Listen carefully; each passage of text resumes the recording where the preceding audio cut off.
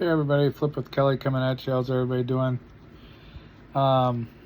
Just a little update.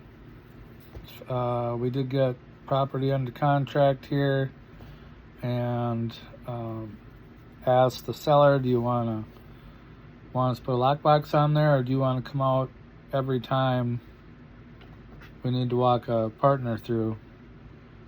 And at first she's like, no, I don't want a lockbox.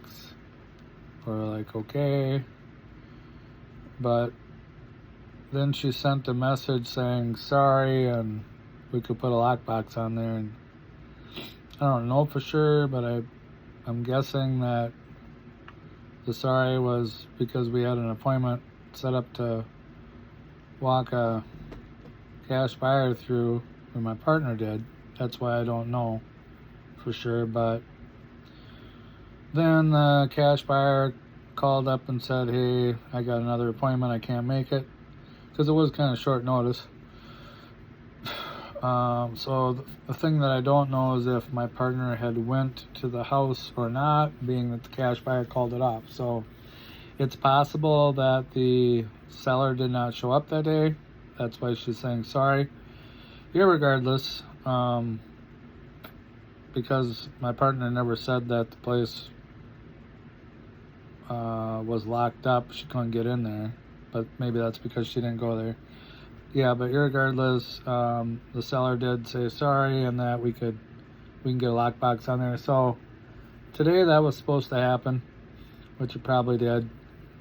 Partner said she was going out there to meet her earlier this afternoon. I haven't heard anything to the contrary, so I'm assuming we got a lockbox on there now, which is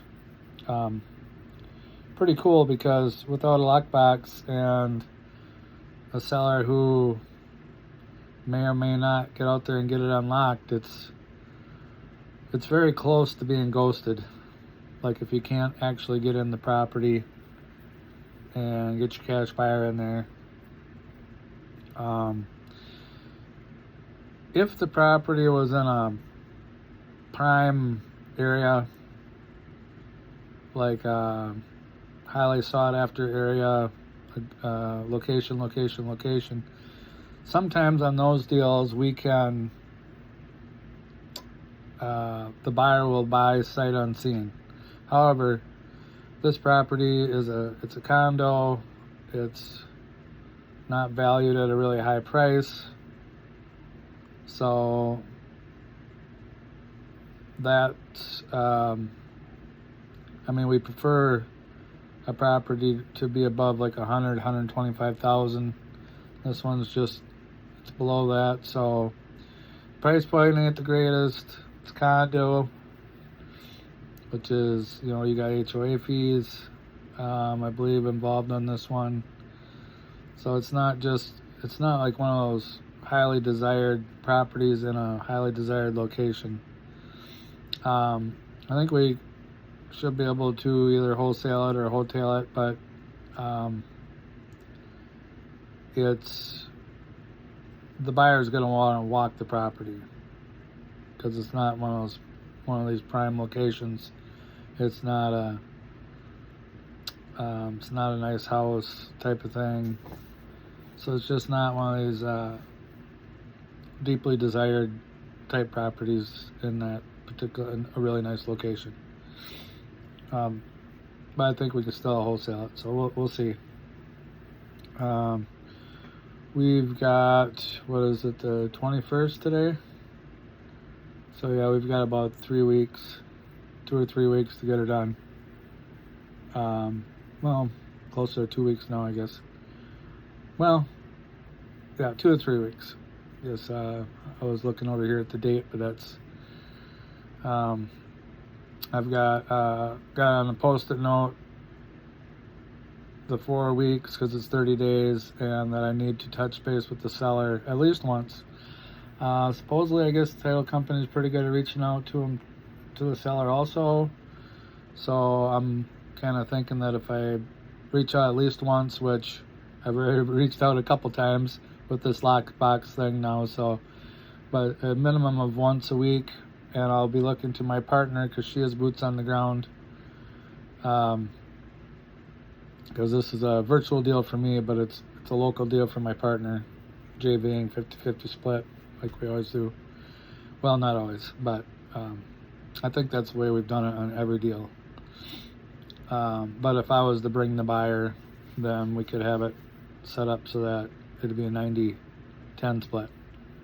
I find the deal, I bring the buyer, that could be a 90-10 split. So I've always just let her bring the buyer because it's in her backyard, so I just don't even mess with it. But anyways, so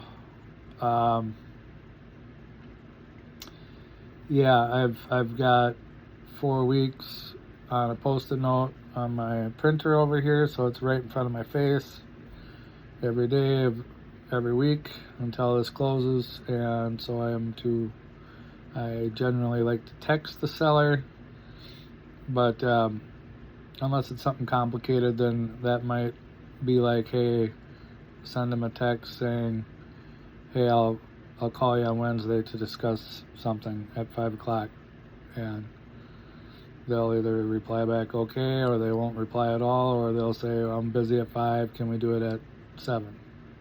Or maybe I'll tell them a new time, date and time, and then get on the phone with them to hash it out. A lot of times I can get things done with texting. It's already under contract, so that portion of it is taken care of. So yeah, consistently sending out letters, and I've got some letters that are on a lower priority, and so I'll be sending them out at a later date. I just stamp them at a later date and send them out. But my higher priority mail, that gets sent out daily. And then there's some things I track each week, and if something changes, I'll be sending out a new letter, generally to a new address type of thing, because a new owner appears. So then I like to hit them again, and I track that for like 5 or 6 months. And maybe I should track it longer than that, but I don't know. That's a while already, so. And I think there is like a closing, there are certain dates that you can track and whatnot, but gotten a lot better than when I first started. So for right now, that system seems to be working out pretty good. And then that 6th month, those are just kind of piling up, so maybe I gotta do a little extra there.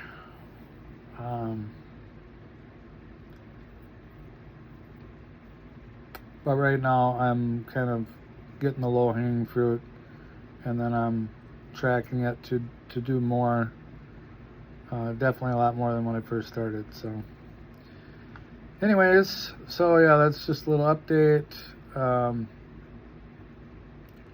And what else is going on?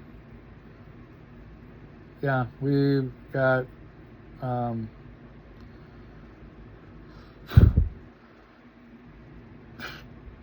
going on the appointments. Got that contract signed, so let's just keep plugging away. And other good lists that we're also going after. Probably start cold calling them pretty soon. Can send a mail also, but mail can be expensive, so I don't know if it's maybe you just mail the cream of the crop, or just cold call it all, because you can end up spending as much in postage as what you got to get paid on the deal. So then it kind of becomes a wash at that point. You want your income to be above your expenses. But anyways, yeah, I know the lists that have worked for me, the ones that I've mailed to, And after about 2 years, you can figure that out. Like what list is making you the most amount of money. What marketing channel, for me that's been direct mail. And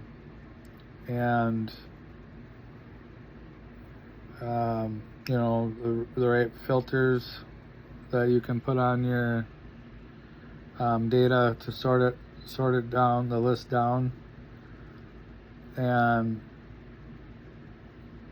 some lists, I found it's best to send them out like either that same day, which can be tough. So I think it's perfectly fine.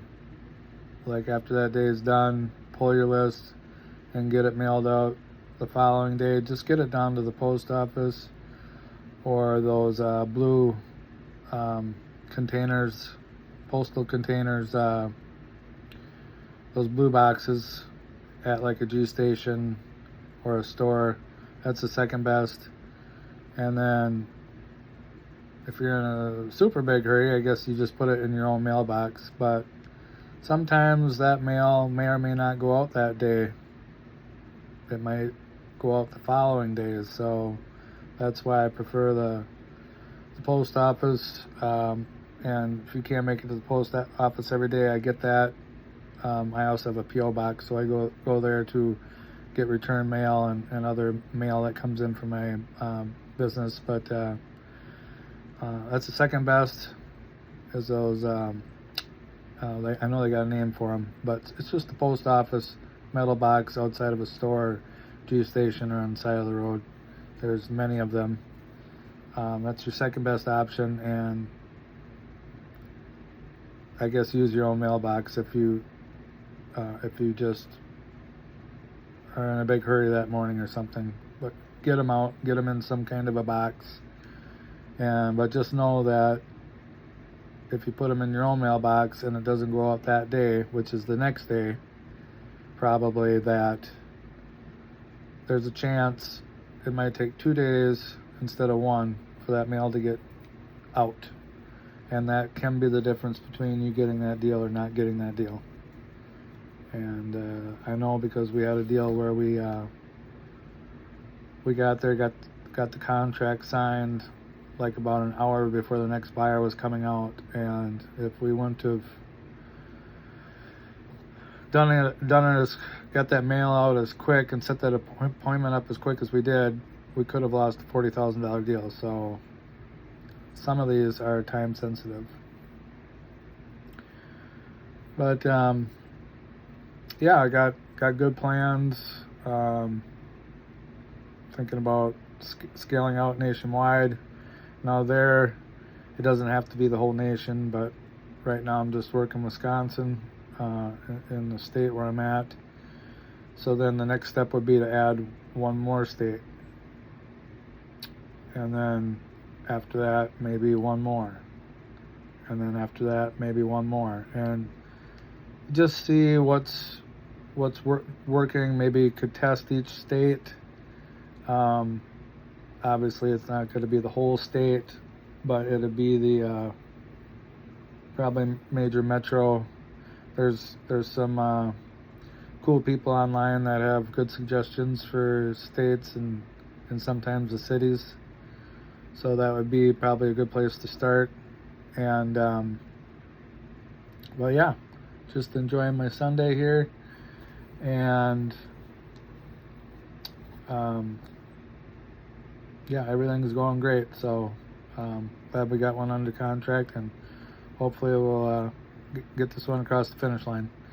So if you found any value, smash the like button, subscribe, share it with somebody if you want, and Flip with Kelly out.